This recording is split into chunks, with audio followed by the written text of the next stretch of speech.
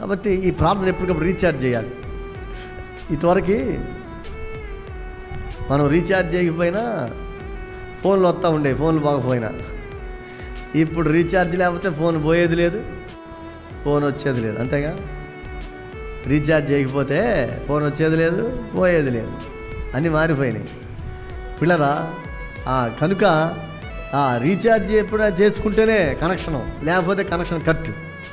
Yadav phone చేస్తున్నారు వాళ్ళు, phone చేసి సార్ మీరు నెల నుండి రీఛార్జ్ చేయట్లేదు మీ నెంబరు, కాబట్టి మీ నెంబర్ కట్ అంటున్నారు అండి, సేవలు మీకు నిలిపివేయబడి. రేపు దేవునితో కూడా నువ్వు రీఛార్జ్ చేసుకోకపోతే, అంటే ప్రార్థన చేయకపోతే, ప్రార్థన అనుభవాలు నీకు లేకపోతే, రేపు నీకు కూడా ఒక మెసేజ్ వస్తుంది ఏంటంటే దేవుడితో నీ కనెక్షన్ కట్ అని. దేవుడితో నీకున్న అన్ని సేవలు బంద్ అని వస్తే అప్పుడు పరిస్థితి ఏంటి?